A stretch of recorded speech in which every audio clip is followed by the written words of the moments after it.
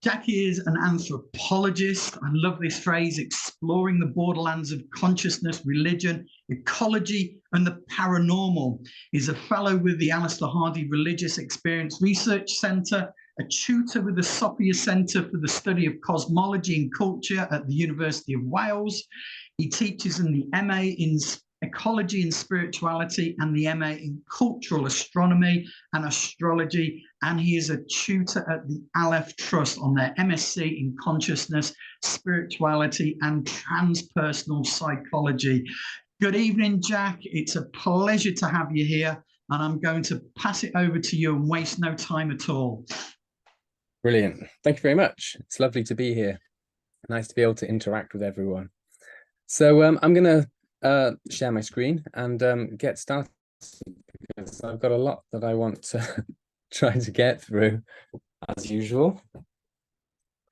So yeah, my talk is going to be really about what I think of as kind of like the fundamental basics of my approach to ecology and spirituality. So I want to start off with some really thinking about some of the most important points that from my kind of angle.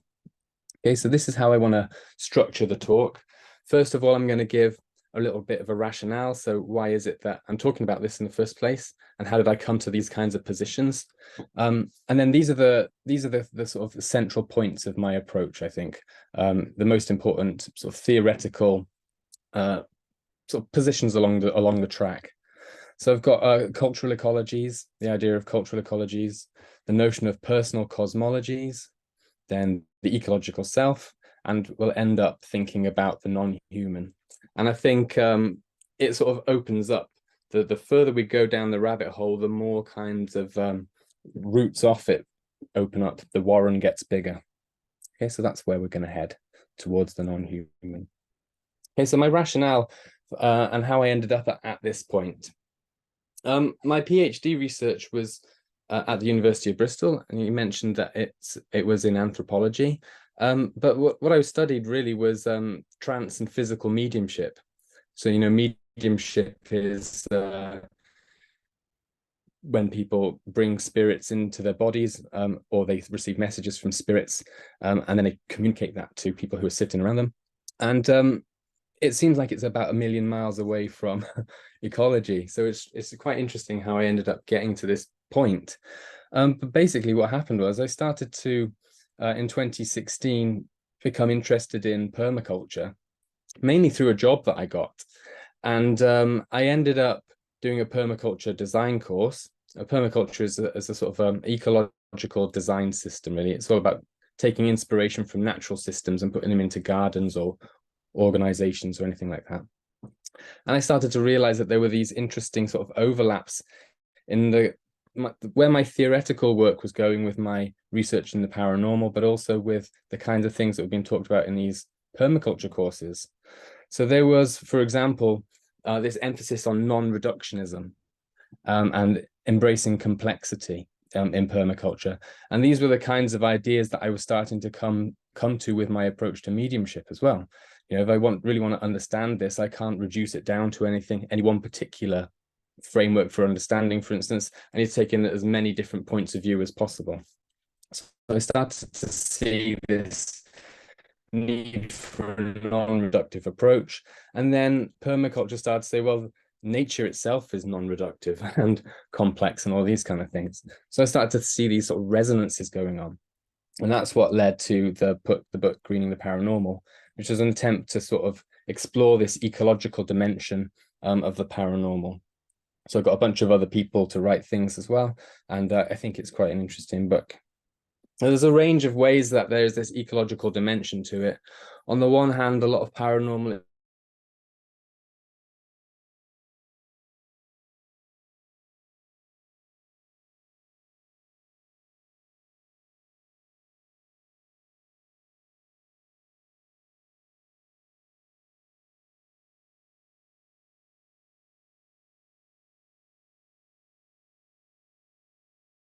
gardening and these kinds of activities, or environmental activism.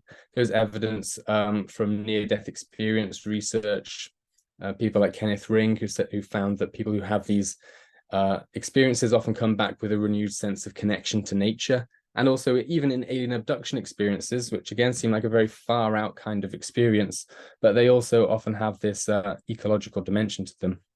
Even going back to the 1950s and the contactees and that kind of stuff. So that's one element of the green side of the paranormal. And then the other aspect, I think, is a greening of the theorizing about the paranormal. So a lot of the thinking has been based on sort of mechanistic models of how, you know, mind-to-mind interaction might work and things like that. Thinking about human beings as computers or technological sort of receivers of consciousness and things like that. Whereas we could also adopt a sort of a more organic kind of, there are all of these different organicist sort of philosophies and things which emphasize complexity, interdependence, and all these kind of things.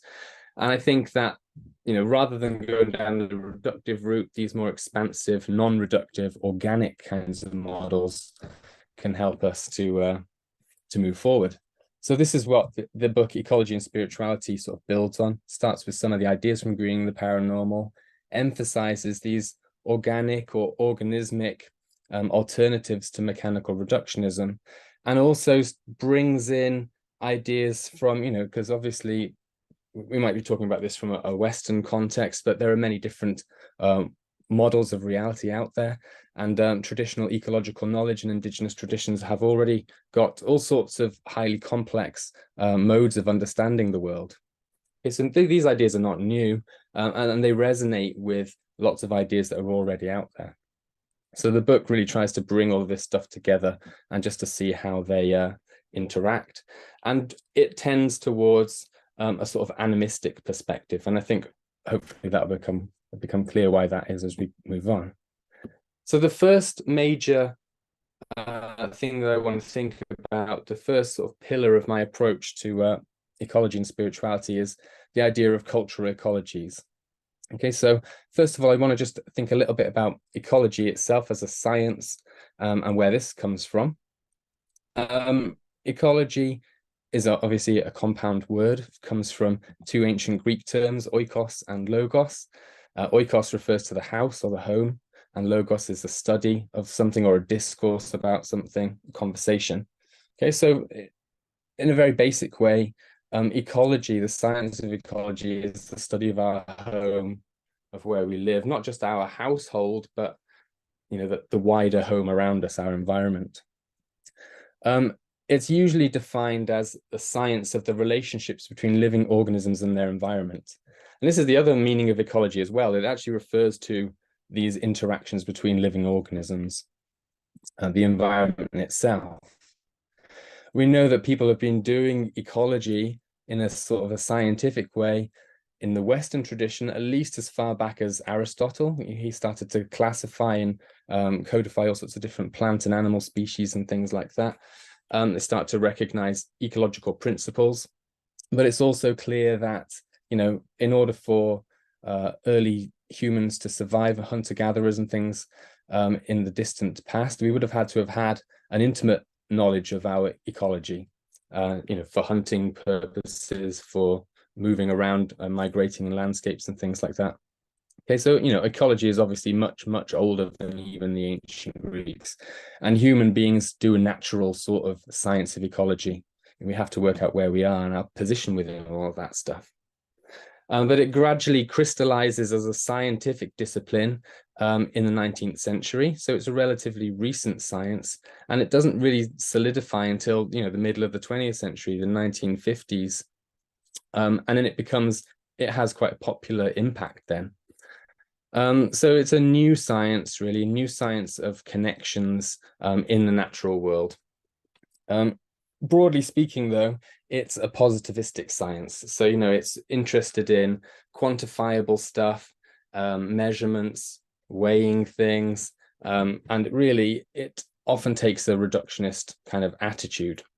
Although there are elements within it, there's something I'm not really going to talk about today, but there are different cultures even within the science of ecology, of reductionist and non-reductionist points of view.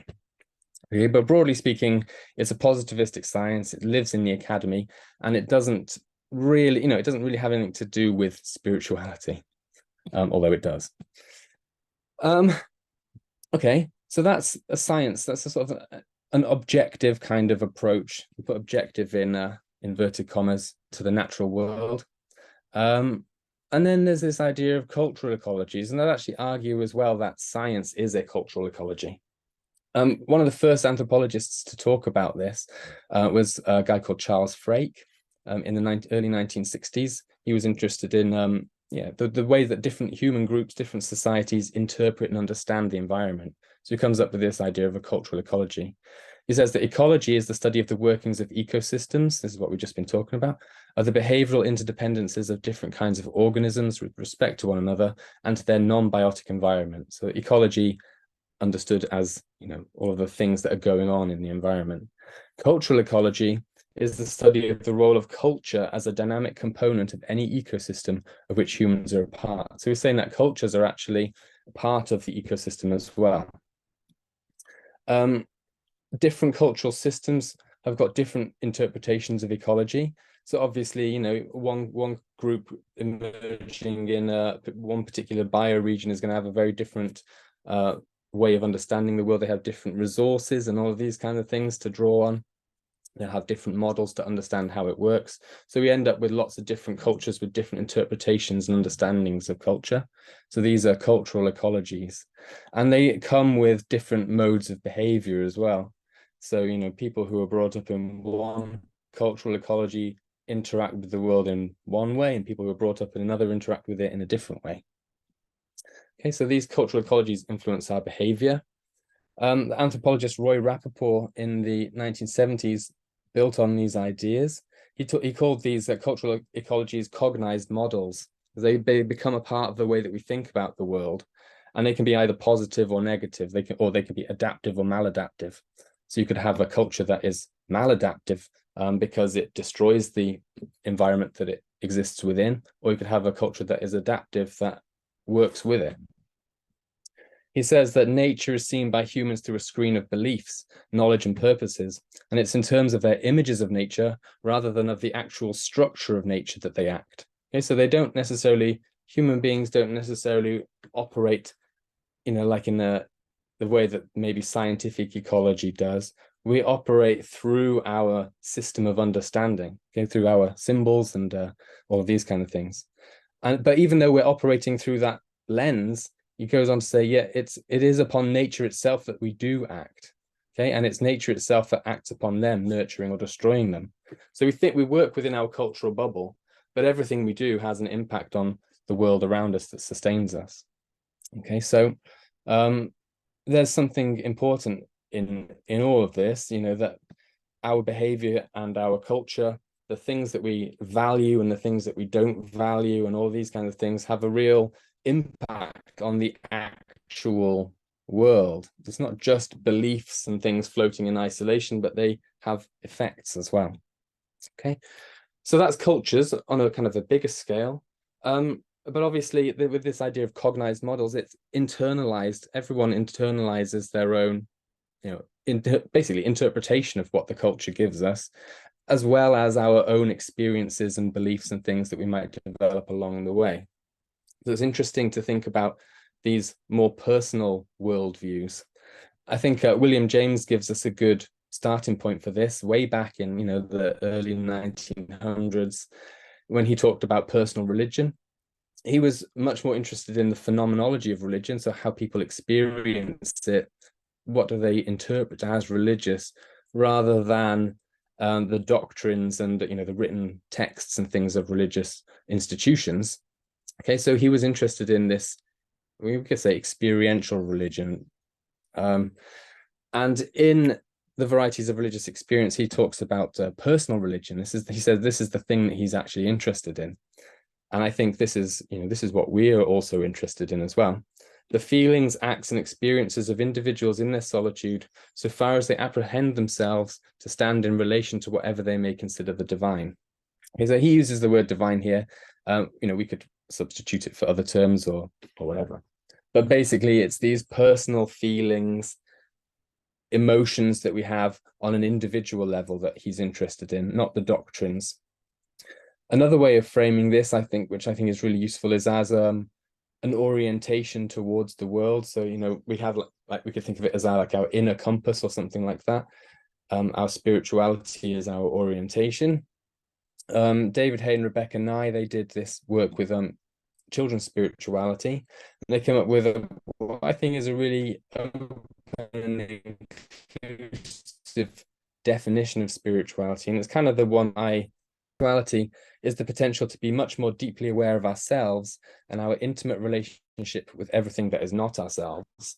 Okay, so in this way, spirituality is it's not even necessarily to do with, you know, we think of spirituality as some sort of non-physical, airy-fairy kind of thing, but really they're saying that it's about the way that we orient ourselves in the world. It might include non-physical things and beliefs about non-physical things, but it also includes how we think about rocks and trees and you know, our people who live in the community around us and all these kind of things as well. So spirituality then as an orientation to the world, I think, is quite useful. It opens it up. It moves us away from the sort of religious specific associations. And it's also clear to see how there could be connections here with ecological behavior, because, you know, it's all about how we interpret the world around us, essentially, how we build a relationship with it. Stanley Krippner also gives us a really useful concept. Way back in the 90s, he's talking about personal mythologies. These are sort of our models for looking at and understanding the world, and they sort of guide our behavior. He says each individual has a notion of how the universe works and of his or her place in it and connection to it. One's personal mythology includes all the interacting and sometimes conflicting thoughts and feelings a person harbors about the world, both consciously and unconsciously. These myths shape the actions individuals take and the interpretations they give to their experiences. So we all have our own personal mythologies, which, you know, probably draw from bigger cultural ideas, but also incorporate our own personal experiences and things like that as well. And Nick Campion in the Sophia Center has a similar concept with his notion of personal cosmologies, which he defines as the ways in which human beings locate themselves in relation to the cosmos, seen as the totality of everything. So it's all, again, it's about orientating ourselves, the stories we tell about the world and how those stories impact our behavior. If we have a mythology that says that we can go out into the world and extract as much as we want and use as much as we want, then we'll go out and do that because that's the story we tell ourselves. If we have a story that tells us that, you know, we should see the world as sacred, that we should respect pristine, you know, natural environments and these kind of things, then that's the kind of thing that we'll do. So, you know, there's a bunch of points here about culture, personal worldviews, and how they impact our behavior. The next key point is this idea of the ecological self. It's really interesting because this is another point of overlap with the mediumship stuff.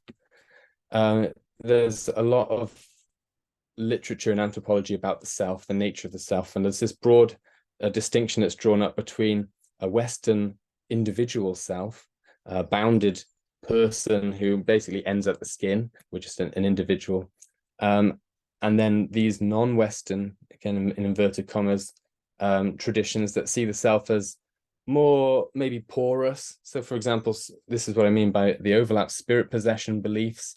Mediumship suggests that the self is something that doesn't have solid boundaries and another spirit can move into it. Or there are examples of ideas about the self in Asian societies where the self is embedded within a community. So you can't really be a full self unless you are part of a group of people. Okay, so there's lots of different ideas. The Norwegian philosopher Arne Næss, who's the founder of the deep ecology movement, suggested this concept of the ecological self.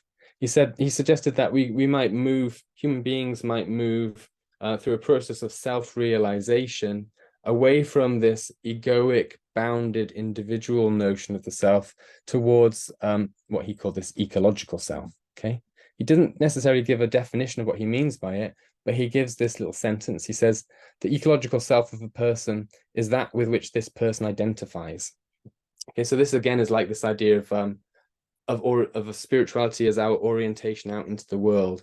You're saying that we can, if we identify the natural environment as a part of ourselves, then it is a part of ourself.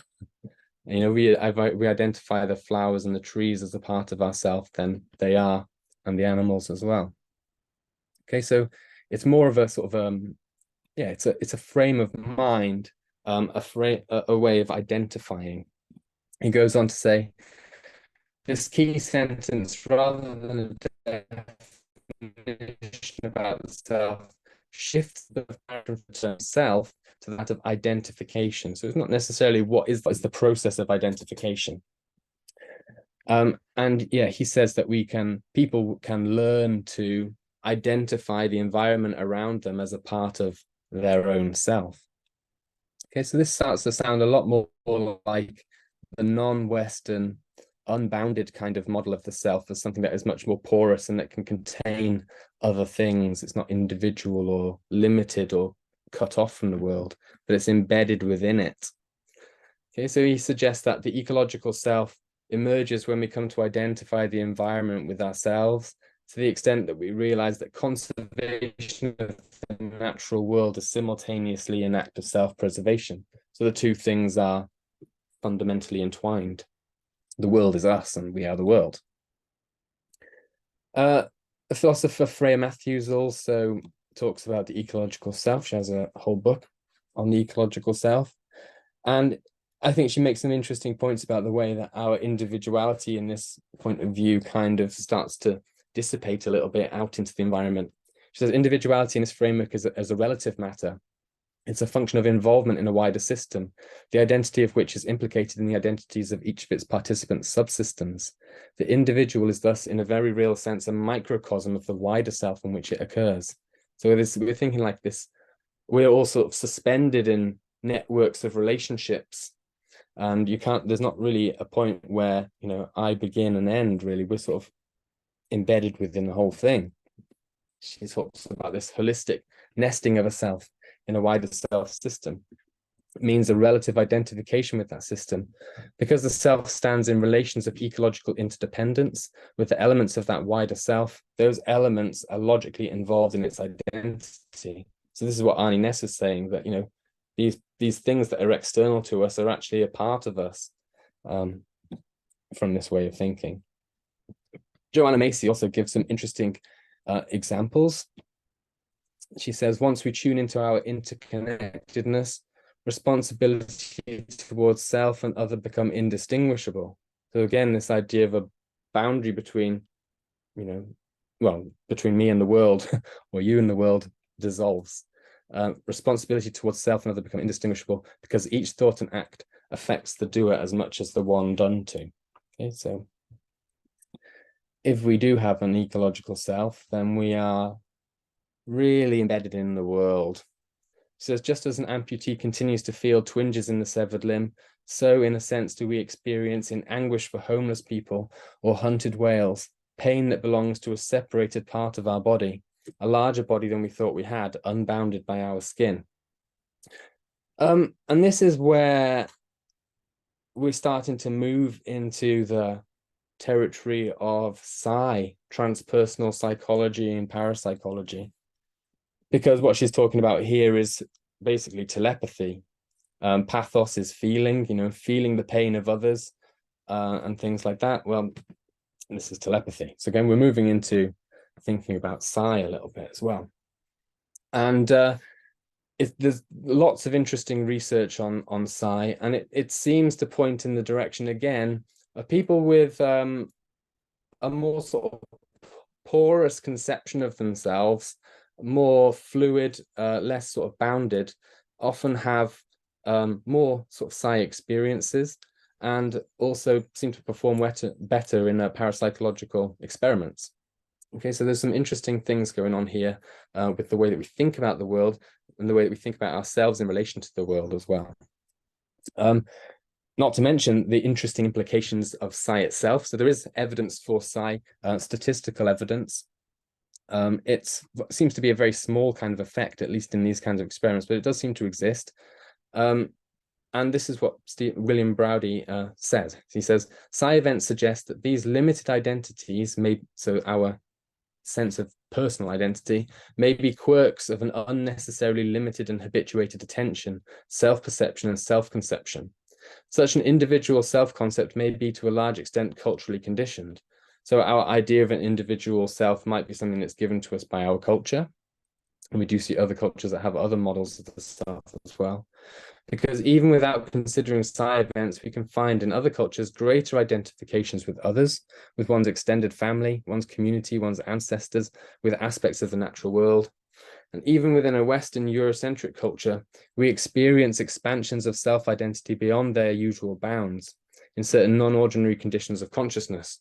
Psi experiences suggest even further and more profound extensions of identity. Okay, so we have, even though we have a cultural model that suggests that we are an individual, people still have these transcendent experiences that suggest otherwise. And you get this sort of clash then between personal experience and culture. And, our culture is in Western European context anyway, largely sort of opposed to these kinds of experiences. So you have a problem there. But yeah, so these psi experiences anyway, they suggest that we actually are reaching out into the world and in a very sort of real way that can have measurable effects in laboratory conditions. He goes on to say, the psi phenomena that we observe appear to require and to reveal this interconnectedness. This connectedness seems more subtle, more extensive, and more profound than other more familiar conventional forms. Okay, so he's saying that the evidence from psi suggests that we are much more, deeply interwoven into the world in all sorts of different ways than we usually give ourselves credit for. And here's a nice little example from some eco-psychologists, Kerr and Kay. They've suggested that, drawing on these ideas, that the human psyche might actually be woven into nature, into the same way that psi is interwoven into a larger emotional and physical context. So there's all sorts of interesting stuff about how psi might be related to our emotions and things like that. And they're saying that we ourselves as persons or beings or something are also interwoven into nature in a similar kind of way. Yeah, so that's leading us into quite nicely the sort of more paranormal world through these psi experiences.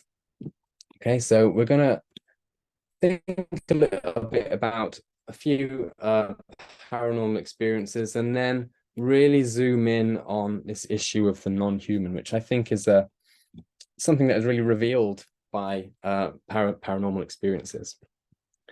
There is a tendency in a lot of parapsychology, in fact, a lot of everything that humans do really, to try to shift the emphasis towards ourselves. So it's all about human flourishing.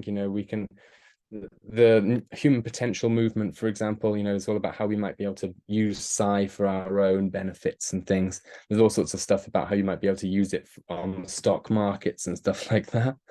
And there's also a real push to sort of psychologize things.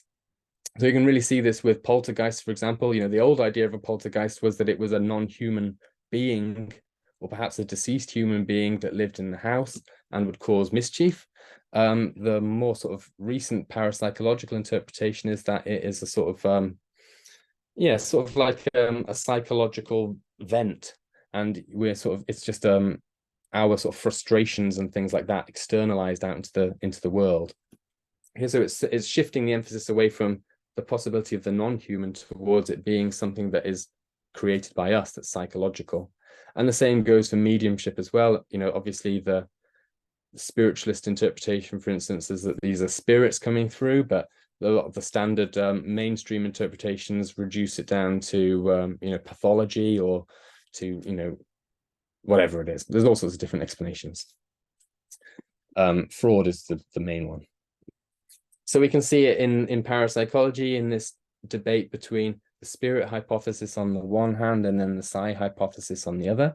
And people are much happier to move towards the psi hypothesis because it doesn't invoke spirits. This goes for the human potential movement as well. So everything becomes about humans developing these abilities for ourselves, and all of that kind of stuff. But really, the non-human element, I think, is something that we need to refocus on. It's actually seems to be, anyway, a central feature of a lot of paranormal experiences, a lot of the experiences that we're interested in, spiritual experiences. Whether we're talking about the non-human as the divine, like God or something like that in an experience, or spirits, or even, experiences of deceased relatives and things like that as well. So even the standard kind of paranormal experiences also have this non-human aspect to them. So I'm just going to look at a couple of intense experiences, which are kind of interesting examples of encounters, paranormal encounters with non-humans. And then I'll look at some encounters with physical non-humans, and then we'll think about non-human consciousness in general. So this was sent to me this is actually a painting of this being that was observed by this person. He had this experience, and basically ended up doing a lot of research around it, trying to work out what it was that they'd encountered. So this is what he said. Both of us immediately saw something out of place. Below, about 30 to 40 feet away from us, in between the trees, there was something tall, white, and three-dimensional. It appeared to be completely white and soft like light, but it did not illuminate the trees or ground around it. It was shaped in an upside-down V or U. It was so white that you could see the shadow being cast on it while it was swaying like it was a real animal. So it's as if it's a real animal, but it has all of these very strange characteristics. It was making creepy swaying movements with its whole body. It was moving left to right in a specific motion, standing on the forest floor in the same area between the trees, making absolutely no sound, and there was absolutely no wind. It was beautiful to look at, but terrifying at the same time. We watched it in silence as it was swaying, and I started to feel impending doom. The sinking feeling in the chest set in, and it felt like I was going to die or something bad was going to happen. I told my friend specifically, I don't like this. He agreed, and we immediately left the forest.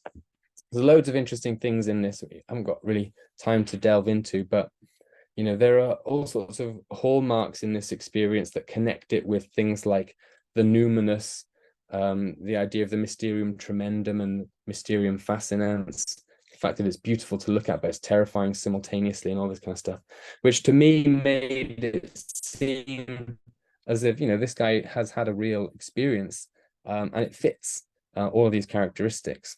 And the central feature of it is an encounter with the non-human, a very strange kind of non-human. Okay.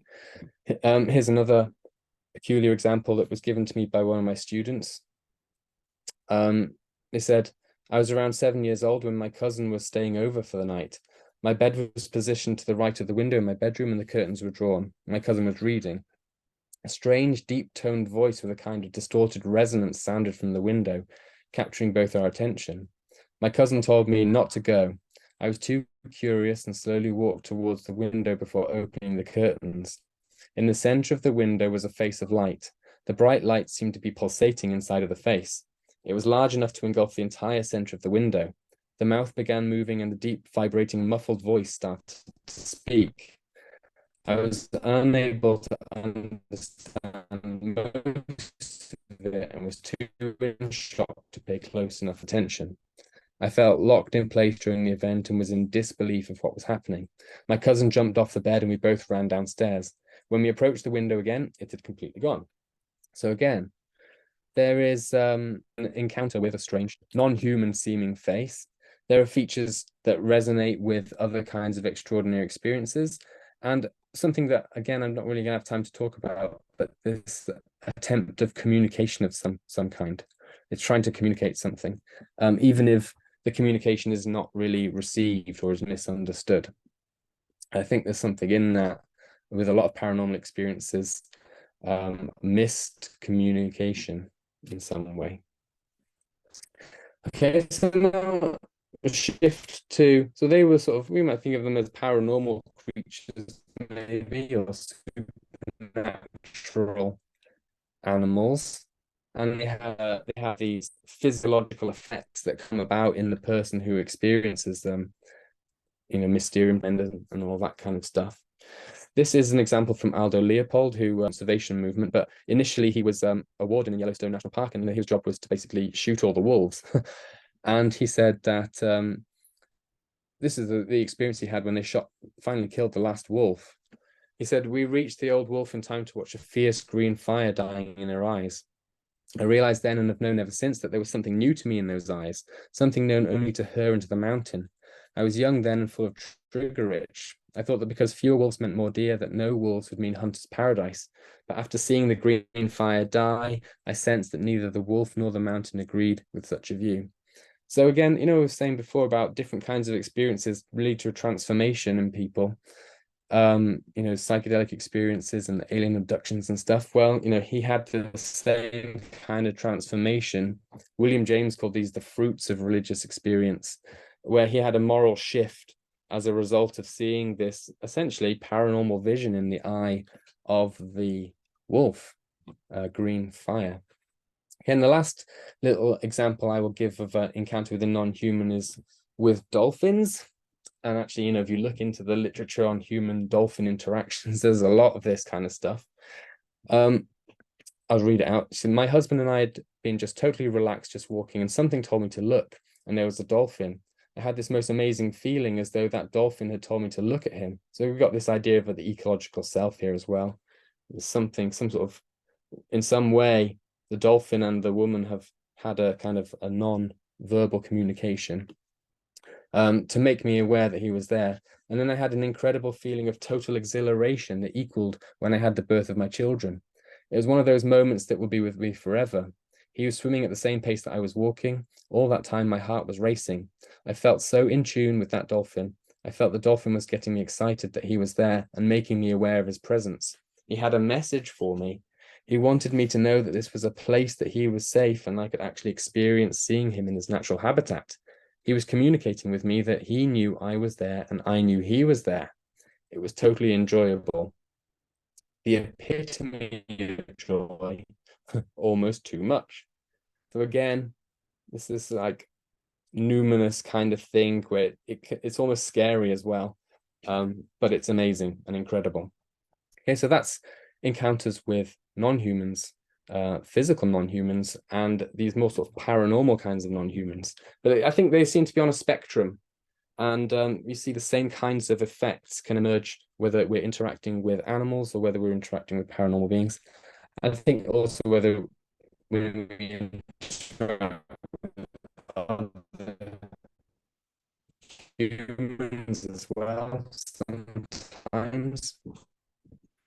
So the last thing I want to consider as part of this, where these weird paranormal U-shaped beings and glowing faces in the window can be put on a sort of like a sliding scale of nature, and they'll be somewhere on that spectrum along with the dolphins and the wolves and us as well. So this is what I mean by sort of an ecological perspective on consciousness. Okay, that mind and consciousness are more widely distributed throughout nature in all sorts of different forms, not just biological forms, but possibly other kinds as well. When we look to the natural world, this is another kind of permaculture thing as well. We see this process that ecologists call succession, where you start off with very simple systems like a bare scrub ground or something, and then a seed lands in it for these pioneer species, and they break up the soil, more water gets in, and then that makes it possible for other less hardy plants to come in and eventually end up with a full-blown rainforest. So natural systems through this process of succession tend towards complexity.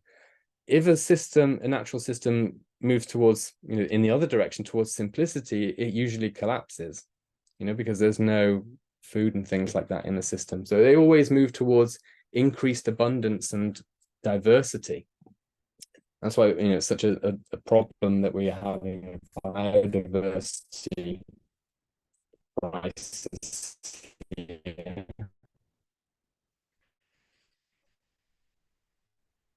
Anyway, so yeah, there's this thing about biological complexity and diversity. And I think parallel to that as well, and we'll just look at some of the evidence for this, there is also psychological complexity and diversity in the natural world. Okay, so we often are very comfortable to think about the Bible in like carbon sequestration and all that kind of stuff. You know, we have enough biomass, we can absorb this. There's also this element, you know, biomass isn't just biological matter. It is also psychologically real as well. There is a feeling of what it is like to be a tree, for example. And so that we're going to have to move to a position where we need to take that psychological aspect of the natural world into consideration as well. There are models available for us to do that, and panpsychism, I think, is something that it gives us an interesting framework to think about these things. This is a nice poetic bit from Peter Schuster-Hughes. He says, panpsychism is the doctrine that minds exist fundamentally throughout all of actuality, from humans, hawks, honeybees, and trees, down to bacteria, mycelia, molecules, and the subatomic below these. All of matter includes minds, and maybe even non-material things as well. The Cambridge Declaration, it's quite remarkable, but you know, that it took us this long as a scientific establishment to recognize the consciousness, sentience of non-human animals, but we managed it in 2012. If you read this document, there's all sorts of interesting stuff in here. This is just one quotation. The absence of a neocortex. So we used to think that the human neocortex, the youngest, juiciest part of the brain, is kind of what distinguished us from all of the other animals, and it's what gives us our special human abilities. But the more that they look, the more it seems that this isn't necessarily the case. So the absence of a neocortex, there are all sorts of animals that don't have this kind of same squishy neocortex, does not appear to preclude an organism from experiencing affective states, so emotions and things like neuroanatomical, neurochemical, and neurophysiological substrates of conscious states, along with the capacity to exhibit intentional behaviors. Consequently, the weight of evidence indicates that humans are not unique in possessing the neurological substrates that generate consciousness.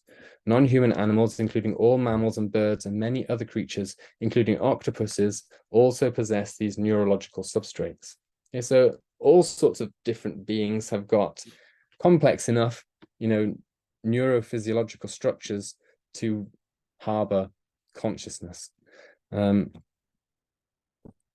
which is interesting. Then we have the issue of intelligence.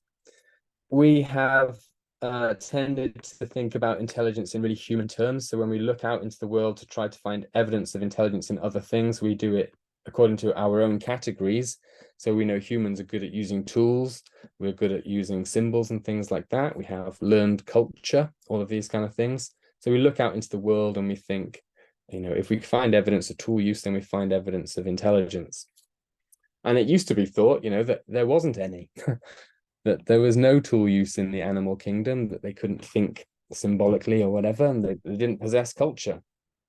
But increasingly, and this is coming from the hard sciencey kind of angle, is the evidence is increasingly suggesting that all sorts of different non-humans possess these similar, at least similar kinds of attributes, and often identical attributes. I think these are all the more impressive when they occur in species that are very far removed from us on the phylogenetic tree. So, you know, like octopuses and things like that, which, you know, our last common ancestors were millions and millions of years ago. It's very interesting that, you know, there's tool use in both of them. The same goes for plants and things. There's a whole load of research going on at the moment into plant sentience. Mancuso and Viola, who are sort of pioneers of this, say that there's a compelling body of research that shows that higher order plants really are intelligent, able to receive signals from their environment, process information, and devise solutions adapted to their survival. And interesting research on things like language. Again, we used to think this is a very human thing, but the more that we look at the world around us, the more it seems that other beings also use something similar to our own language. Even mushrooms, which again are very far removed from us on the phylogenetic tree. So this is some research from the University.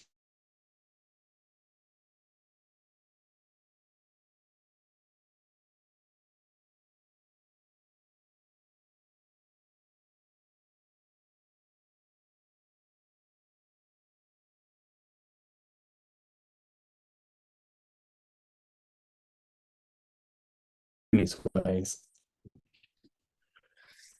Um, yes. So yeah, they're communicating packets of information through electronic. We used to think that you know, if we look back in the fossil record at the human evolutionary process, that if we found the first tools that were being used, and that's when we became, you know, humans, distinct from other kinds of primates that might have come before us. And that was a scientific given for a very long time until we start to see that all sorts of other animals again are using tools in very similar kinds of ways. So this was from 2013, and we've seen even recently, you know, the first recorded instances of, you know, self-medication and things like that in primates. But fish, cephalopods, lots of different kinds of mammals, crabs, urchins, some kinds of gastropods have all been observed to use tools, to use objects, you know, to achieve their ends in the world. An interesting thing about this kind of stuff is that it's non-genetic information. It's not something that can be passed on in the genes, but it's something that has to be taught and learned. So the other aspect of this as well is that, so, you know, here's these recent pictures.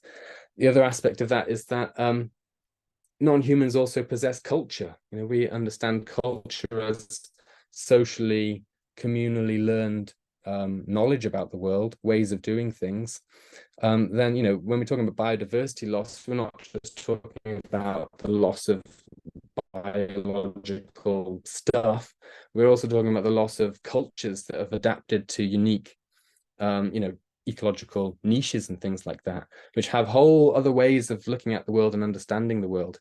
We were talking about personal cosmologies of human beings before, but, you know, it extends outwards, doesn't it? And all of the other beings also possess their personal cosmologies, their cultural systems and ways of understanding the world.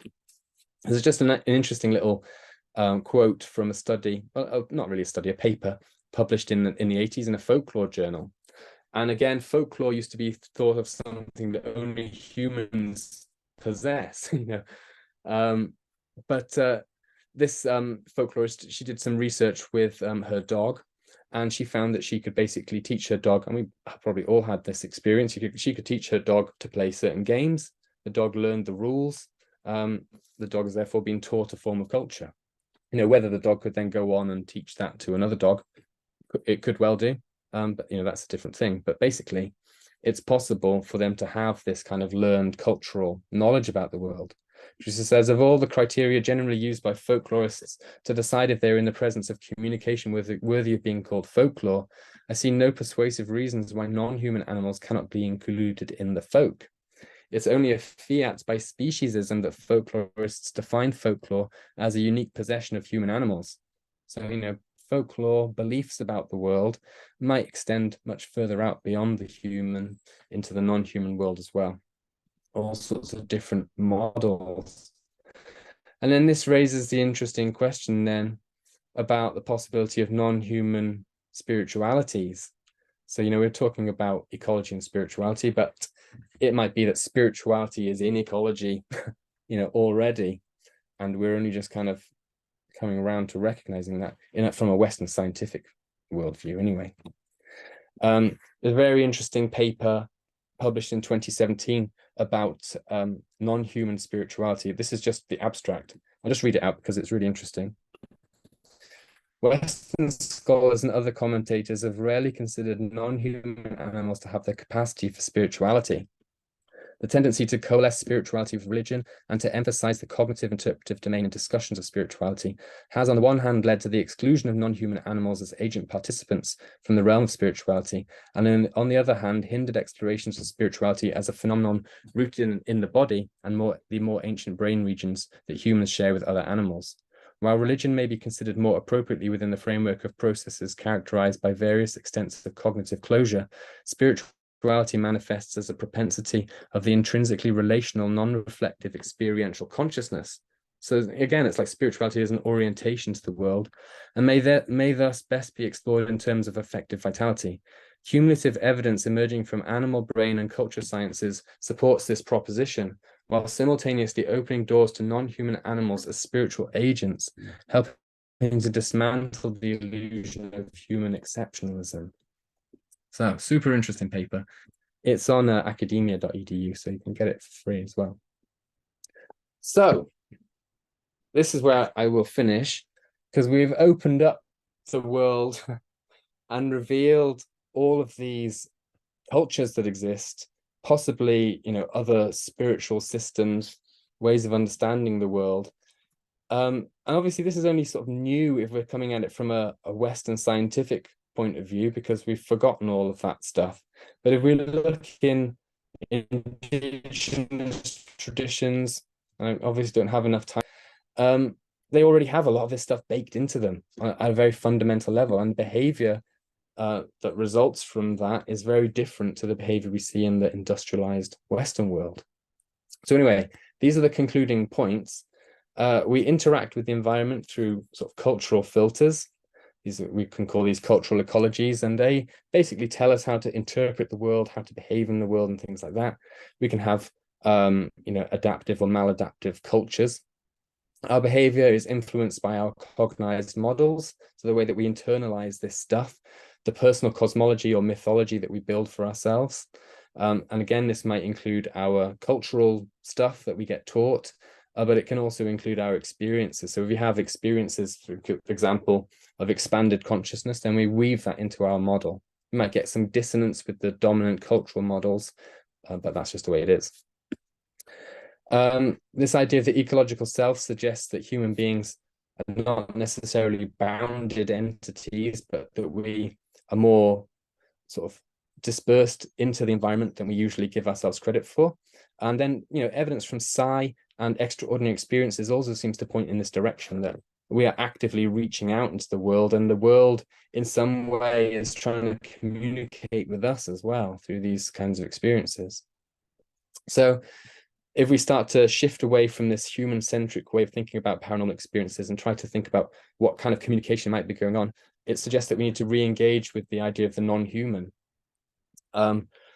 The non-human, it can be woven into cultural ecologies, so animism and things like that put the non-human, as a central feature of the world, or they can be woven into our personal cosmologies as well. And obviously, it influences our behavior. So if we treat the non-human world with respect, then we behave in that way. If we interpret it as something, as a resource to be used, then we behave in that way as well. So yeah, all points in the direction of an animist, perspectivist model of the world, a world of many minds that we are always living in relationship with. And then the final point about spirituality being something that is generally thought of as something that is human, but actually might be way more widely distributed in the natural world than we often think about. So there we go. And some references. I'll stop sharing my screen. Wow, thank you, Jack. Can I ask everybody to unmute your microphones, and let's give Jack a huge round of applause for that excellent speech, please. Thank you. Thanks so much, Jack. Brilliant. Thank you. Thank you. Absolutely wonderful. Thank you ever so much. So much food for thought and areas to explore. Thank you, Jack. You're welcome. Jack, are you good to take a few questions? Yeah. Brilliant. Thank you. Well, let me try and start something then. Wow, there were so many things there that resonate, and thank you. You hear so much about simulation theory and very little about a more organic and living universe sort of theory. Unlike you, I'm fascinated about ideas around identity and how that merges into worldviews. I love that, the personal mythologies and the personal cosmology. So a cheeky, playful question for you, going to the sort of idea of a cultural cosmology for the modern world, one that spans across the globe. Brian Swims brought in ideas of evolution and his theories to situate us in the cosmos I'm just wondering, from your explorations and your anthropology perspective, what sort of elements do you feel need to be in any emerging universal cosmology that for this modern time? Yeah. Well, first of all, I would be very wary of a universal cosmology. I think that actually this, we've been talking about the diversity in nature and how ecological systems tend towards diversity. I think actually that's telling us something kind of crucial about the nature of the world, that it isn't one thing. And this comes across, it's many things, and there are many different perspectives on it and many different models that can all work in certain ways, or they can be adapted to particular conditions. So I think any kind of emerging cultures will have to be local, and they'll have to be adapted to the particular niche that the culture emerges in. So in a way, it's not a universal, which could be seen as almost a colonialist kind of thing, but actually more of a allowing for many perspectives and many voices to be heard and to interact with each other. Because I think that that's more where, obviously I don't know, but I think that the world is more like that, is more multiple, that there isn't one world, and that there may in fact be many, many worlds. Worlds in terms of our perceptions, but also in terms of, many world cosmologies, like there could be other dimensions as well. So yeah, this is what happens with a non-reductive approach. It means you can't reduce it down to any one thing. It always expands. So yeah, that's my thought on that. Beautifully put. And perhaps that, that's the struggle that science is facing at the moment, that it tries to deal in these absolutes as soon as you're trying to pin things down. And actually, as you so rightly point out, there is this many face perspective. Many face perspective. Other questions, please. Anybody else? Feel free to put your hand up or unmute your microphone and share with Jack.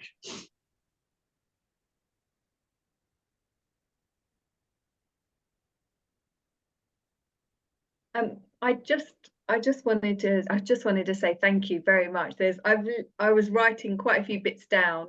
It was blowing my little brain.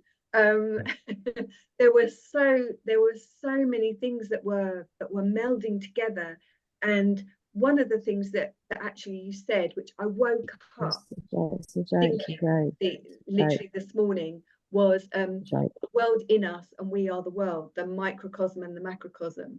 And it was from Dr. Diane Dreher, her talk on Monday, and it was the yin and yang symbol. And a lot of times it's the masculine, feminine, it's the positive, negative. But actually I'd woken up thinking, no, it's the world, it's us in the world and the world in us. And I woke up this morning with that thought, and then I went for my long walk in the forest. And then when you quoted it, I just thought, wow, that's another synchronicity. And also yesterday with Dr. Mick, when he was talking about on the quantum level and the energy and everything being energy. And when you're talking about, because I used to sit in a mediumistic circle, used to sit in a medium circle and do psychic work and things like that. And one of the things there is that you're just aware of the shift in energy in your space. It's almost as if there isn't a barrier between yourself and something else. You're blending in with it. And I really got that feel from your talk, was this beautiful blending of so many different things, and also the expansion where we tend to live in our world at this moment in time. There seems to be this idea of lack.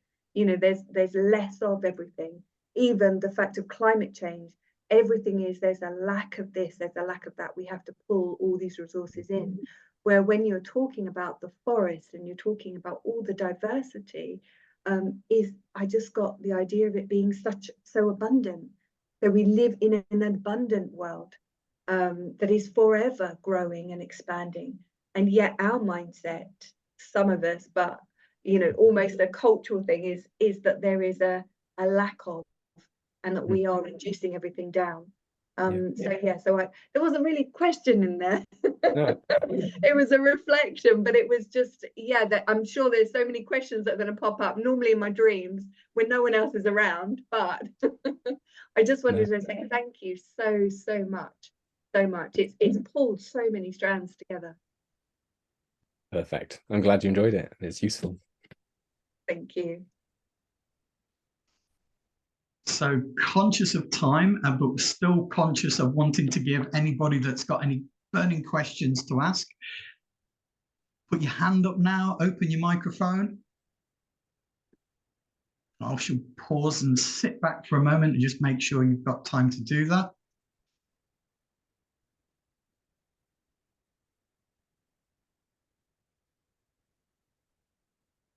Yeah, and I glug a coffee myself. I think this is one that's going to take time for perhaps people to digest, and I look forward to sharing the recording. There was so much in there, and I have to say, a personal thank you for your book, Ecology and Spirituality. I think it's a beautiful piece of work, and it's become an integral part of our course as well. So thank you for that, Jack. So if I could once more ask everybody to unmute your microphones and put your hands together and give once more round of applause for that excellent presentation. Thank you. Thank you very much. Thank you. Thank you.